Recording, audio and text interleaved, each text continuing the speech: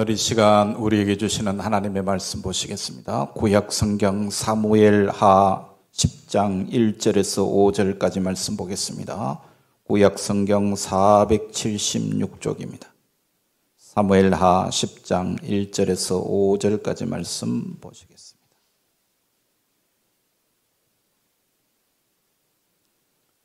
잘 신지 알고 우리 같이 한 목소리로 합독하겠습니다.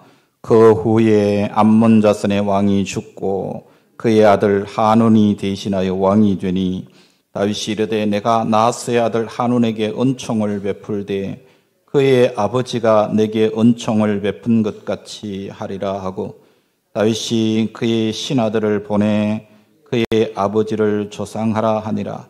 다윗의 신하들이 암몬 자손의 관리들이 그들의 주 하눈에게 말하되 왕은 다윗의 조객을 당신에게 보낸 것이 왕의 아버지를 공경함인 줄로 여기시나이까. 다윗이 그의 신하들을 당신에게 보내 이 성을 엿보고 탐지하여 함락시키고자 함이 아니니까 하니, 이에 하눈이 다윗의 신하들을 잡아 그들의 수염 절반을 깎고 그들의 의복의 중동볼기까지 자르고 돌려보내매 사람들이 이 일을 다윗에게 알리니라.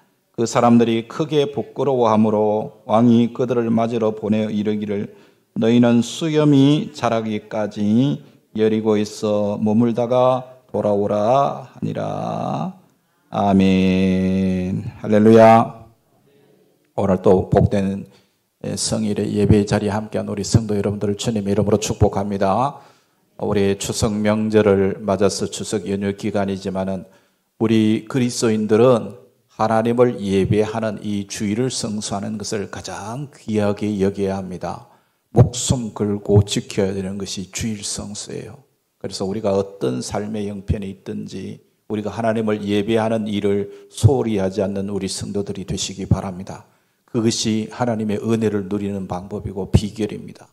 자, 오늘 이 예배 자리에 함께 하신 여러분들 좌우 옆 사람 앞뒤 사람 인사 나누겠습니다. 사랑합니다. 사랑합니다. 축복합니다. 한 번 더 인사합시다. 명절이니까요. 추석 명절 인사를 나누는데 어떻게 인사할까요? 추석 명절 행복한 추석 명절 되세요. 이렇게 인사합시다. 행복한 추석 명절 되세요. 아멘. 자, 여러분 오늘 이렇게 또 부모님 찾아서 자녀들과 이렇게 예배 자리에 함께 하신 분들도 계시고 고향 찾아오신 분들도 계시리라고 생각합니다. 여러분 이제 내일이 추석날인데 추석날 행복해야 되겠죠, 그죠? 우리가 행복한 추석을 좀 보냈으면 좋겠어요. 그런데 명절을 지나고 나면은 꼭 뉴스에 나오는 게 있어요. 안 좋은 뉴스가 나와요. 여러분들 그런 뉴스 보죠? 형제들끼리 만나가지고 뭐 싸움질하고 그러다가 사람이 죽고 하는 그런 안타까운 일들이 우리 주위에서 일어나는 것을 보면 왜 그렇게 행복한 명절에 만나가지고 부모 형제 또 형제들 또 자녀들 얼마나 귀한 존재들입니까? 그런데 다툼이 일어나고 분란이 일어나서 가정의 화목이 깨지고 하는 안타까운 일들이 일어나는데 왜 그럴까요? 우리 사람에게는요 상처가 있기 때문에 그렇습니다. 상처. 우리가 알게 모르게 우리가 살아가면서 우리의 심령에 받은 상처들을 품고 살아가는 것이 우리의 삶의 모습이라는 것을 우리가 알아야 되는 것이죠. 여러분 그 성경을 보게 되면은 상처받은 사람들의 이야기가 많이 나옵니다. 성경의 인물 거의 대부분이 제가 봐서는 상처받은 인생들이 아닌가 할 정도로 상처를 많이 받고 살았어요. 대표적으로 여러분 구약 성경에 나오는 요셉과 같은 사람은 여러분 형들에게 미움을 받아서 종으로 팔려가는 안타까운 인생이었잖아요. 정말 그 인생을 생각해 보면은 형제들에게 받은 상처가 너무 크고 깊어서 어떻게 하면 저 원수를 갚을까 그런 마음에서 아마 인생을 살아야 할 텐데 요셉은 그러지 않았습니다. 그리고 우리가 주일날 시간에 특별히 사무엘 상하의 말씀을 지금 보고 있잖아요. 대표 인물이 누굽니까? 다윗 이야기입니다. 다윗은 정말 성경에 나오는 대표적인 상처받은 사람의 전형적인 모습이라고 그렇게 볼 수가 있는 것이죠. 그래서 우리가 이 땅에 살면서 상처 없이 살아가는 인생이 있을까? 없습니다. 다 너 나 할 것 없이 다 상처 속에서 살아가는 거예요. 그런데 그 상처를 우리가 어떻게 잘 승화시켜서 정말 하나님 앞에 받은 은혜로 우리가 살아가느냐, 이것이 우리의 삶의 숙제가 되어야 되는 것이죠. 그래서 오늘 저는 여러분들 이 다윗 이야기를 하면서 설교의 제목을 은혜의 사람, 상처의 사람, 그런 말씀으로 여러분들과 함께 은혜를 나누려고 합니다. 여러분 고슴도치 알죠? 고슴도치의 그 몸에 붙어 있는 침이 한 몇 개쯤 될 것 같습니까? 제가 찾아보니까, 검색을 해보니까 한 5,000개에서 7,000개의 침을 가지고 있다랍니다. 그러니까 다른 짐승들은 털을 가지고 있는데 이 고슴도치는 침을 가지고 있죠. 그래서 우리가 다른 짐승들은 털갈이를 하는데 이 고슴도치는 침갈이를 한다고 합니다. 그러니까 자기 몸에 두르고 있는 것이 전부 침이에요. 고슴도치를 가까이 다가가면은 자기를 괴롭히는 줄 알고 침으로 막 찌르는 거예요. 상처를 입히는 것이에요. 이게 고슴도치의 모습인 것이죠.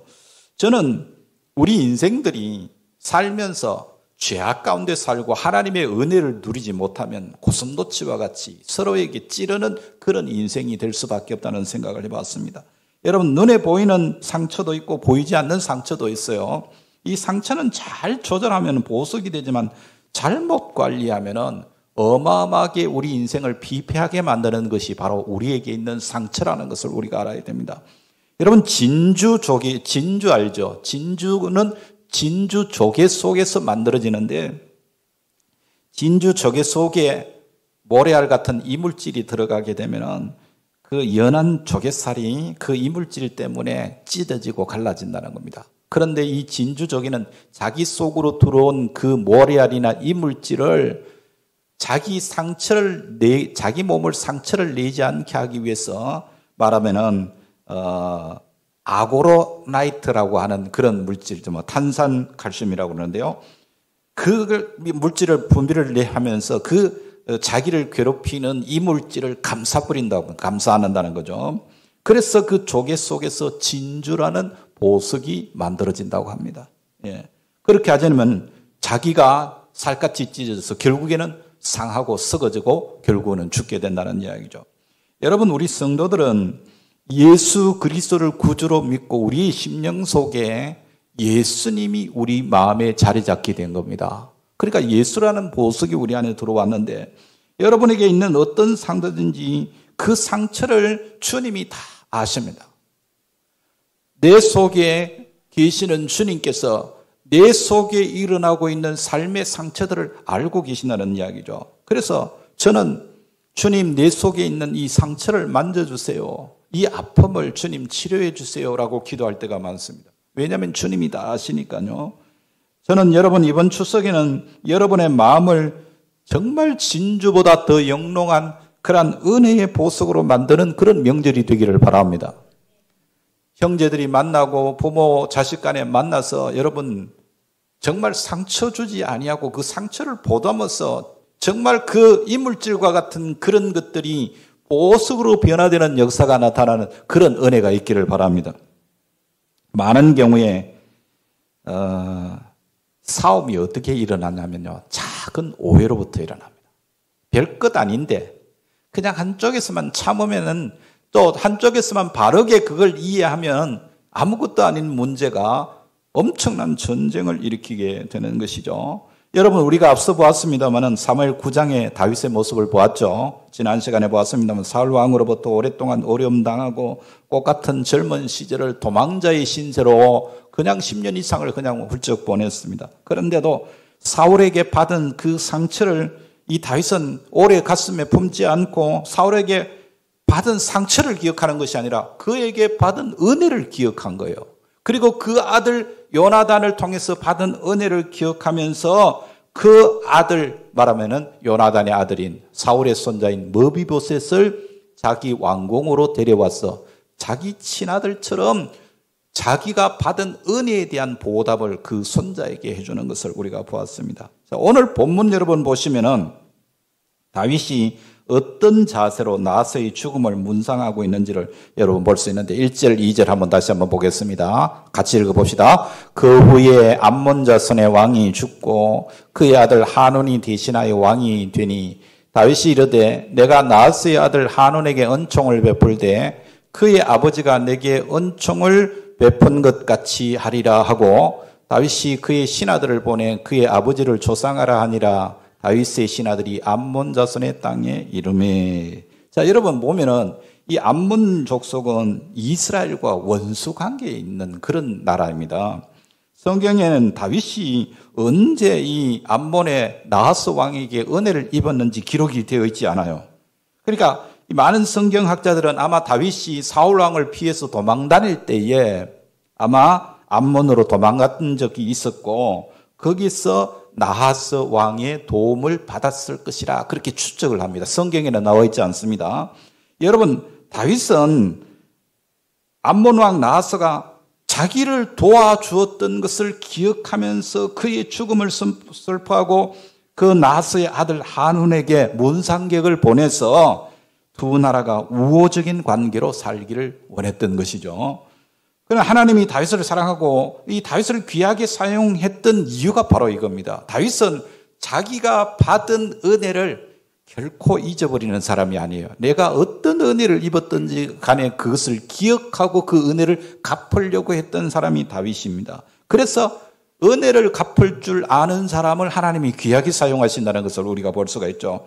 우리가 앞서 본 대로 다윗은 원수의 자식에게라고도 은혜를 갚으려는 마음을 가진 사람 아닙니까? 그러니까 나에게 손해를 끼치고 또 손해를 끼친 것만 생각하면은 우리는요, 늘 피해 의식 속에서 삽니다. 우리 인간관계 속에서는 부모 자식 간에도 나에게 주신 은혜도 있지만 나에게 상처 준 것도 있거든요. 부모가 나에게 상처 준 것도 충분히 있을 수 있는 것입니다. 그걸 기억하면은 우리는 결코 온전한 삶을 살아갈 수가 없습니다. 그러니까 부정적인 가치관을 가지게 되는 것이죠. 그러나 나를 유익하게 했고 나를 격려해줬고 나를 세워줬던 고마웠던 그런 일들을 생각하고 그런 사람을 그리워하면 우리의 정신세계가 건강해집니다. 긍정적인 것을 많이 생각할 줄 알아야 된다는 이야기죠. 그렇게 살 때 우리의 삶이 밝고 건강하고 행복한 삶을 살 수 있게 되는 것이죠. 자, 오늘 본문 3절 한 번 더 읽어보겠습니다. 암몬 자손의 관리들이 그들의 주 한온에게 말하되 왕은 다윗이 조객을 당신에게 보낸 것이 왕의 아버지를 공경함인 줄로 여기시나이까. 다윗이 그의 신하들을 당신에게 보내 이 성을 엿보고 탐지하여 함락시키고자 함이 아니니까 하니. 여러분, 지금 다윗 왕이 보낸 조객들이 왔는데 한온의 신하들이 뭐라 그럽니까? 다윗의 의도를 지금 의심을 하고 있는 겁니다. 다윗이 결코 당신의 아버지를 조문해가지고 그렇게 하는 일이 아니라 마귀 사탄은요, 꼭 그렇게 이간질을 시킵니다. 좋지 못한 결과를 가져오는 그런 생각을 하고 그런 말을 하는 거, 이거 전부 사단의 역사입니다. 자, 그래서 한온에게 부정적인 보고를 하죠. 그러니까 한온은 자기 신하의 말을 듣고 다윗이 보낸 이 조문 사절단에 수염을 깎고 바지를 찢었어요. 이게 얼마나 안타까운 일입니까? 여러분, 이스라엘 사람들에게 있어서요, 남자들이 수염을 깎이는 것은요, 아주 수치스러운 일로 여겼습니다. 성경에 그런 이야기들이 참 많이 나옵니다. 이 일로 인해서 지금 이스라엘과 암몬 사이에 전쟁이 일어나게 되고, 오늘 우리가 5절까지밖에 안 읽었습니다만 이 10장 전체를 읽어보게 되면은 암몬 자손을 도왔던 다른 이웃 나라들까지 다윗에게 대패를 하게 되는 그런 결과를 가져오게 되는 것이죠. 자, 한온과 그의 신하들이 호의를 호의로 보지 않고 나쁘게 받아들인 결과는 자기 나라뿐만 아니라 이웃 나라까지도 망하게 하는 결과를 가져온 거예요. 예. 물론 전략상 어느 나라가 침범할지 경계 자세를 가지는 건 필요하겠죠. 저놈들이 도대체 진짜로 문상하러 왔나, 우리를 탐지하러 왔나, 그렇게 하면서 주의를 하는 것은 필요합니다. 그러나 그것이 지나쳐서 좋은 뜻으로 다가오는데도 그 사람을 악의로 대함으로써 은인을 원수로 만들어버린다? 이건 비극 중에 비극이죠. 우리 사람과의 관계에서도 좋은 생각으로 다가가는데 그걸 좋지 못하게 받아들이는 경우는 그게 안타까운 결과를 가져옵니다. 여러분, 내 마음이 삐뚤어져 있으면 다른 사람의 행동도 삐뚤어져 보이는 거죠. 그러니 내가 거짓된 것을 사랑하고 왜곡된 것을 좋아하면 자꾸 남도 왜곡되게 보는 겁니다. 그러니까 좋은 사람보다 나쁜 사람이 더 많이 보이게 되면 내가 잘못되었다는 것을 얼른 깨달아야 됩니다. 여러분의 삶 속에서 자꾸 부정적인 생각이 많이 일어나거든 하나님 앞에 기도하십시오. 하나님, 왜 제 마음속에 이렇게 부정적인 생각만 많이 듭니까? 우리 부모님에 대해서, 우리 형제들에 대해서 자꾸 이런 부정적인 생각이 드는 이유가 뭡니까? 그걸 하나님 앞에 기도하고 그걸 깨닫게 해달라고 여러분 기도할 때에 하나님께서 은혜를 주셔서 여러분이 나아가야 할 길을 보여주실 줄로 믿습니다. 하나님께서 선한 길을 열어주신다는 것이죠. 그래서 여러분, 내 마음이 밝고 아름답고 건강하면 다른 사람도 아름답고 좋게 보입니다. 사람 탓, 환경 탓이 아니라 내 탓이고 나에게 책임이 있는 것이죠. 여러분, 우리가 사는 세상이 어두운 것은 사실입니다. 참 어둡습니다. 그러나 땅이 혼돈하고 공허하며 흑암 가운데 있을 때에 하나님께서 바로 거기에 빛을 선포하시고 빛을 창조하셨습니다. 그렇기 때문에 어두움이 있다는 것은 빛이 필요하다는 것이죠. 시대가 어두울수록 그리스도인들이 할 일이 많다, 그런 뜻입니다. 여러분, 환경이 나빠서 사람이 비뚤어지는 것이 아닙니다. 환경이 좋다고 다 성공하는 것도 아니거든요. 여러분, 우리가 아는 대로 어떤 가정을 보니까요, 돈이 너무 많은 거예요. 그래서 돈 많은 것 때문에 자식들이 비뚤어진 그런 사건들이 얼마나 우리의 삶에 많이 일어나고 있는지 여러분 아시죠? 또 그러나 어떤 경우에는 보면 환경이 어렵기 때문에 그 환경을 극복하기 위해서 애쓰다 보니까 성공한 사람들의 이야기도 우리는 수없이 많이 볼 수 있습니다. 그러니까 문제는 밖에 있는 게 아니고 시대가 어두운 것이 아니라 내가 문제예요. 내가 어둡고 내가 잘못 생각하기 때문인 것이죠. 그래서 하나님은 인간을 창조하실 때 우리 인간이 하나님을 모시는 성전으로 창조하셨습니다. 하나님께서 흙으로 사람을 만드시고 그 코에 뭐를 불어넣으셨다 그랬죠?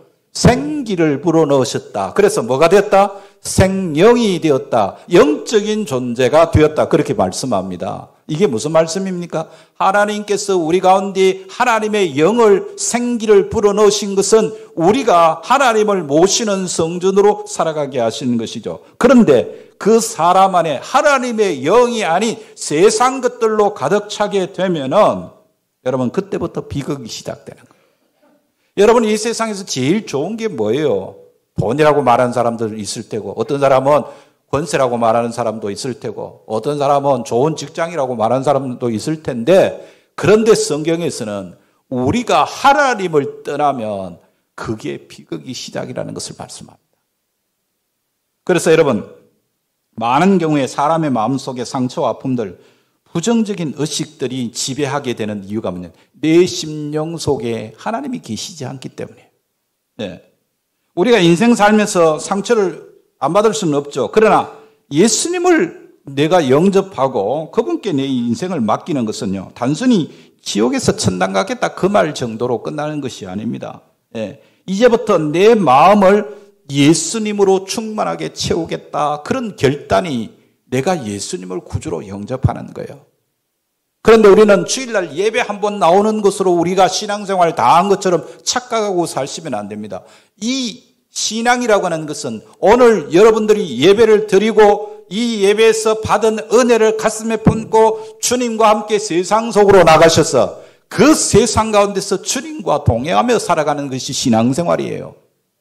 예배만 잘 드린다고 여러분 신앙생활을 잘하는 것으로 착각하지 마시기를 바랍니다. 그래서 우리는 예수로 말미암아 구원을 받은 하나님의 백성이지 않습니까? 요한복음 10장 9절 말씀 우리 같이 한번 읽어보겠습니다. 내가 문이니 누구든지 나로 말미암아 들어가면 구원을 받고 또는 들어가며 나오며 꼴을 얻으리라. 자, 여러분 여기에서 우리가 구원 얻는 것만 생각하는데요, 주님으로부터 우리가 받은 구원이 얼마나 귀하고 놀라운 것인지는 두말할 필요도 없습니다. 그런데 마지막에 들어가며 나오며 뭐를 얻는다 그랬어요? 꼴을 얻는다 그랬습니다. 그러니까 예수님이 이 땅에 오신 것은 양으로 생명을 얻게 하고 더 풍성히 얻게 하려는 것입니다. 풍성한 삶을 사는 것이 하나님의 뜻입니다. 우리가 꼴을 얻어야 되는 거예요. 구원받아도 내가 예수 믿고 평생을 하나님을 예배하며 살아도 이 풍성한 은혜를 누리지 못하고 내 속에 받은 그 상처 때문에 인생을 너무 힘들게 사는 그리스도인들이 너무 많은 거예요. 이게 얼마나 안타까운 일입니까? 그래서 우리는 예수로 더불어 사는 훈련을 해야 됩니다. 하나님의 말씀이 내 마음을 지배하고 하나님이 가르쳐 주신 진리에 늘 관심을 가져야 되는 것이죠. 예수 믿는 것 따로, 세상 즐거움 따로, 그게 아닙니다. 예수 그리스도가 내 인생 삶의 자체가 되어야 됩니다. 네. 예수님이 내 마음을 지배하고 내 삶을 온전히 지배하는 삶이 되어야 되는 것이죠. 예수님에 관한 생각과 예수 그리스도를 사모하는 마음 때문에 우리가 늘 생활이 즐거워야 되는 것입니다. 우리의 입술에서 찬송이 끊이지 않아야 되고 감사가 끊이지 않아야 되는 것입니다. 그리스도를 사모하는 마음 때문에 우리의 삶 자체가 늘 즐겁고 감사하는 삶이 되어야 되는 것이죠. 그분과 동행하는 믿음 때문에 오늘 한날을 살아간다는 것이 의미가 있어지게 되는 것입니다. 그래서 우리가 행복해지려면 우리 마음이 신령하고 영적이어야 됩니다. 우리 마음에 세상에 심취하거나 세상 일로 염려하거나 세상 걱정거리로 걱정하면 우리의 심령이 점점 악해집니다. 왜냐하면 그 상처가 자꾸 되살아나기 때문에. 네. 그러나 우리가 주님을 사랑하고 주님에 대한 불타는 열정으로 살아가면 우리의 마음이 주님을 모신 성전이 되고 우리의 삶 자체가 신령한 삶이 되게 되는 것입니다. 우리가 생각할 때는 신령한 삶이라고 하니까 많은 은사를 받고 또 그 신령한 방언이나 하고 그게 신령한 것으로 착각하는 사람들이 그렇지 않습니다. 여러분 마태복음 산상수훈에서 예수님께서 씨 뿌리는 비유를 통해서 우리에게 말씀을 가르쳐 주셨죠. 우리의 마음은 하나님을 경험하고 복음을 풍성케 하는 데 있어서 첫 관문이 마음이라는 거예요. 마음밭에 말씀의 씨가 어떻게 뿌려지느냐가 중요한 것이라는 거죠. 마음에 예수가 아닌 다른 것들이 우리를 지배하게 되면 절대로 그 하나님의 말씀이 뿌리를 내릴 수가 없는 것이죠. 기가 막힌 설교를 듣는다고 할지라도 그 마음 안에 상처받은 마음이 자리 잡고 있으면 믿음이 성장하지를 않는 것이에요. 오늘 또 우리 목사님 말씀 너무 귀했다 그러고 아멘 하고 성전은 문을 나서는 순간 여러분 여전히 우리는 세상 염려와 근심과 걱정, 내 속에 있는 상처로 인하여서 우리의 삶에 주님이 주시는 그 풍성한 은혜를 누릴 수가 없게 된다는 이야기입니다. 그래서 성경은 우리에게 우리의 마음을 내놓으라는 겁니다. 주님께서 원하시는 것이 제일 먼저 원하시는 것이 뭐냐면 우리의 마음입니다. 자, 마가복음 12장 30절 말씀 같이 한번 읽어보겠습니다. 시작. 네 마음을 다하고 목숨을 다하고 뜻을 다하고 힘을 다하여 주 너의 하나님을 사랑하라. 제일 먼저 뭘 하라고 그럽니까? 마음을 다하라. 마음을 다하래요. 여러분 영적인 삶을 유지한다고 하면 많은 사람이 어떤 신비한 것으로 오해하는데 그렇지 않습니다. 영적인 삶이라는 것은 늘 내 마음이 주님을 향하고 주님과 교제하는 삶을 살아가는 것이죠. 여러분 구약에서 이스라엘 백성들이 행했던 율례 가운데 할례라는 율례가 있습니다. 할례. 요즘으로 말하면 세례라고 그렇게 말할 수가 있는데 남자들이 태어나면은 할례를 받아야 됩니다. 그런데 이 할례는 남자의 성기의 표피를 잘라내는 거예요. 그런데 선지자들이 뭐라고 이야기하냐면 너희가 육신의 껍데기는 잘라내면서 마음을 자르지 않는다. 마음을 베지 않는다. 너희 마음에 할례 받기를 원한다 그랬어요. 어디에 할례를 받으라고요? 마음에. 그게 구약의 선지자들이 구약의 이스라엘 백성들을 향해 외친 메시지입니다. 신약 시대는 우리가 세례받지 않습니까? 그런데 이 형식적인 세례는 받으면서도 내 마음을 주님께 내놓지 않고 있는 거예요. 이게 얼마나 안타까운 일입니까? 자기 삶을 보정하지 않습니다. 옛 생활을 그대로 가지고 살고 옛날에 살아왔던 방식대로 하나님을 섬기려고 하고 있는 거예요. 네. 썩어져가는 구섭을 쫓는 옛사람을 어떻게 하라 그랬습니까? 벗어버리고 의와 진리로 거룩함을 입은 새 사람을 입으라고 말씀했어요. 네. 우리가 그동안 살아오면서 받은 상처는 사실 그 상처를 끌어안고 있으면 우리는 망하게 됩니다. 왜 우리가 예수 믿으면서 망해야 됩니까? 그럴 이유가 전혀 없는 거예요. 이유가 뭡니까? 마음의 상처가 우리를 지배하고 있기 때문입니다. 그래서 마태복음 5장 산상수훈에서 5장 8절 말씀, 주님의 말씀 읽어봅니다. 마음이 청결한 자는 복이 있나니 저희가 하나님을 볼 것이에요. 뭐가 청결해야 된다고요? 마음이 청결할 때 하나님을 본다는 것입니다. 우리가 하나님을 인식하고 하나님을 알아가는 것은 마음이 깨끗할 때, 마음이 순수할 때, 간사하지 않고 한 마음으로 주님을 섬길 때 하나님이 보이기 시작하는 것입니다. 할렐루야.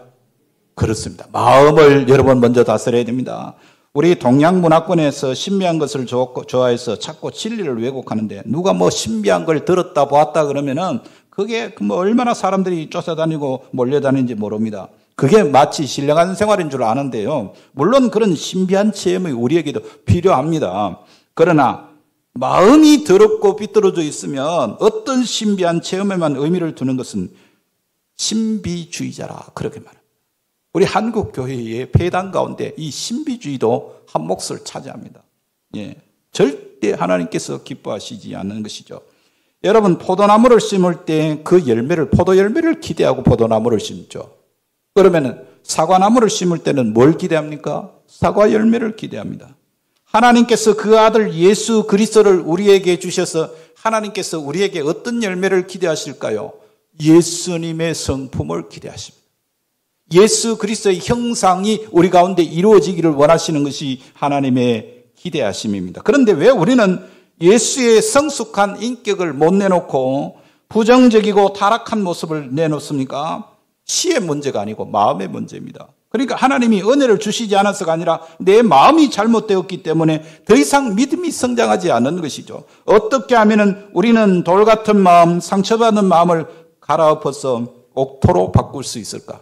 제가 오늘 말씀을 드리는 이 서두의 말씀이 오늘 여러분들에게 이 세 가지 말씀을 여러분들에게 드리려고 말씀을 드리는데요. 상처받은 마음을 바꾸려면 먼저 우리 마음을 기경하기 위해서 감정을 의지하지 말라는 겁니다. 감정을 제어할 줄 아는 성도가 되어야 됩니다. 충동이나 느낌에 의존해서 사람을 판단하고 자기 불행을 측정하는 자세를 조심해야 됩니다. 상처받으면요, 그때부터 우리의 생각이 자꾸 삐뚤어지기 시작하거든요. 어그러지기 시작합니다. 어떤 자매가 나이가 40이 넘도록 결혼을 못했어요. 그래서 그 원인을 분석해 보니까 이 자매가 그 아버지가 이중적인 생활을 하는 거예요. 그러니까 집에만 들어오면 자기 엄마를 두들겨 패고 자식들도 매질하고 하는 이 폭력적인 아버지였어요.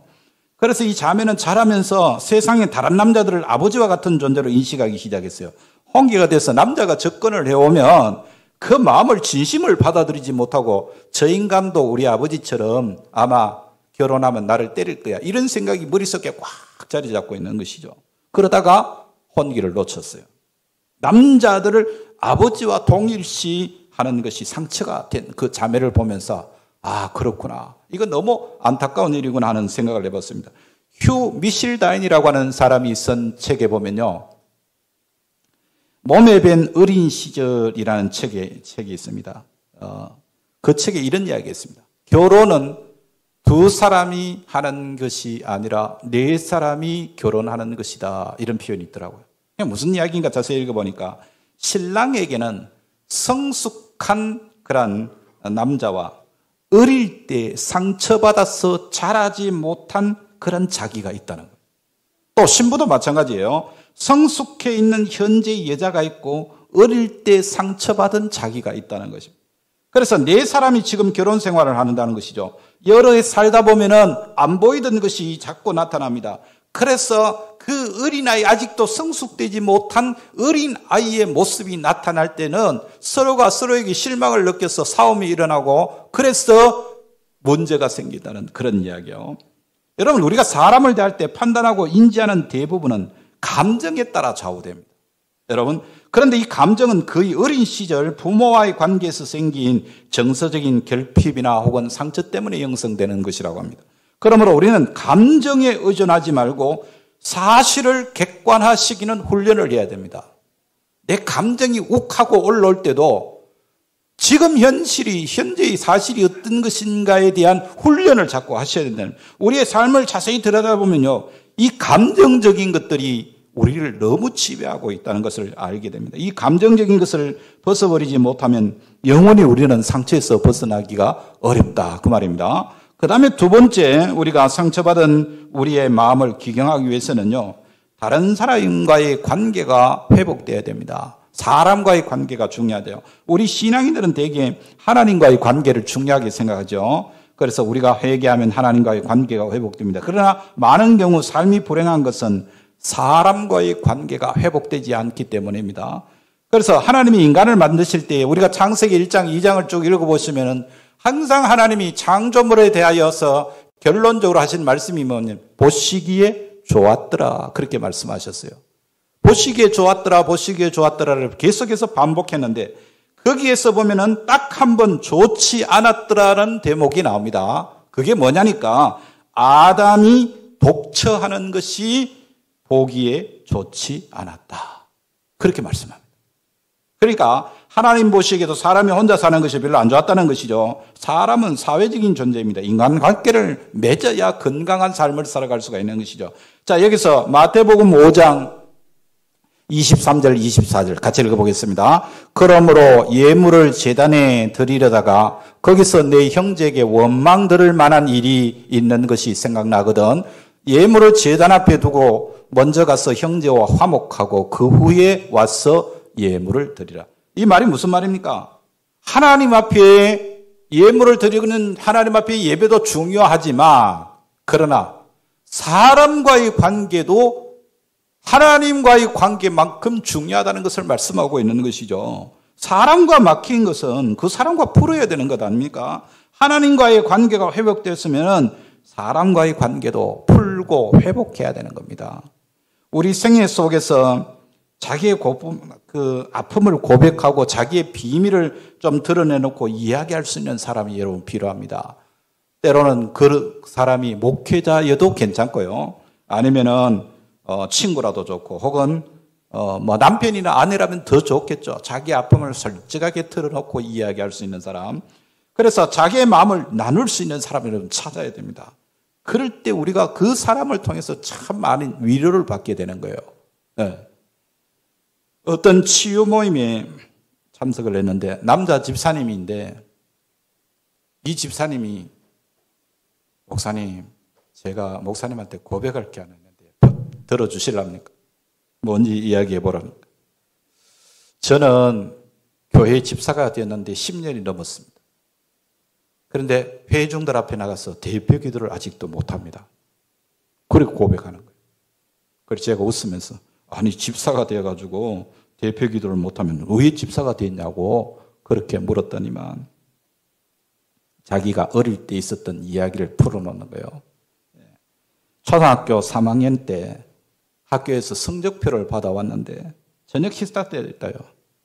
자기 가방에서 성적표 받아온 게 생각이 나가지고 저녁 먹는 자리에서 밥을 먹다가 숟가락을 놓고 성적표를 가방에서 꺼내가지고 아버지를 드렸더니만 이 아버지가 그 성적표를 쭉 이렇게 보시더니만 이것도 성적이냐 그러면서 그 받아온 성적표를 쭉쭉 찢어 야, 너 저기 가서 너 밥 먹지 말고 베개 들고 저 구석에 가서 우리 다 밥 먹을 때까지 서 있어.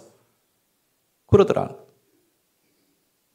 얼마나 수치스럽고 부끄럽고 그때 아버지께 받은 상처가 너무너무 컸다는 절망적이었다는 거죠. 그때부터 그 아버지에 대한 이미지가 부정적으로 자리를 잡은 거예요.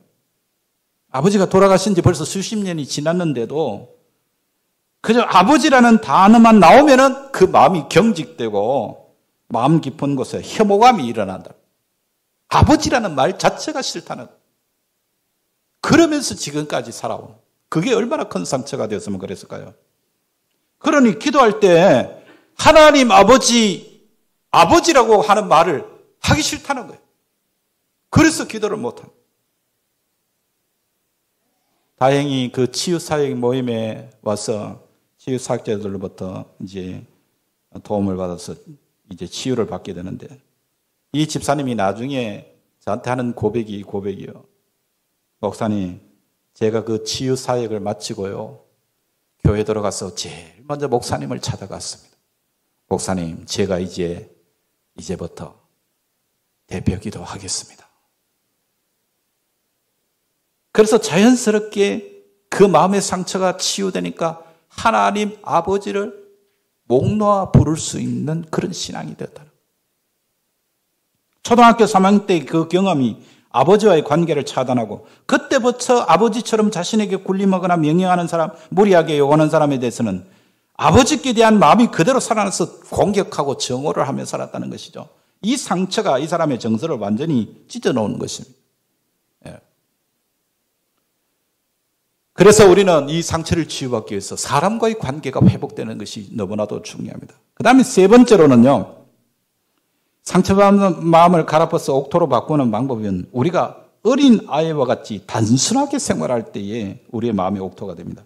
어떤 정신의학자가 재미있는 이야기를 했어요. 한 마을에 보약을 몇 술에 싣고 가는 것보다 그 마을에 광대한 사람을 보내는 것이 훨씬 그 마을 사람의 건강에 도움을 준다. 그런 이야기를 했습니다. 어느 의사가 암에 걸려서 6개월 시한부 선고를 받았어요. 이제 할 일이 무엇인가 이 의사가 생각하다가 그래 이미 찾아온 암이니까 내가 좀 인생을 좀 즐기며 살아야 되겠다. 여태까지 늘 업무에 시달려서 이러다 보니까 내가 이게 찾아온 암인데 이 암을 그냥 놔두고 암은 지가 어떻게 하든 내가 좀 웃으면서 좀 즐기면서 인생을 살자. 그래가지고 코미디 비디오를 수십 개를 빌려가 가방에 넣고 그걸 들고 산속에 들어갔답니다. 매일 틀어놓고 그걸 보면서 낄낄거리면서 혼자서 웃었대요. 네. 그랬더니 암세포가 불과 몇 달 만에 다 사라지고 정상적인 그런 삶이 되었다는 거예요. 놀라운 일이죠. 여러분 좀 단순하십시오. 인생 너무 복잡하게 살지 마십시오. 그렇게 계산되어 가면서 복잡하게 살면 저처럼 이렇게 머리만 하얘집니다. 예, 목사들이요, 오만 생각을 하고 오만 염려를 하니까 목사들이 머리가 빨리 세요. 예. 여러분, 하나님은 생명의 씨앗을 우리에게 주셨고 우리에게는 마음밭을 맡기셨어요.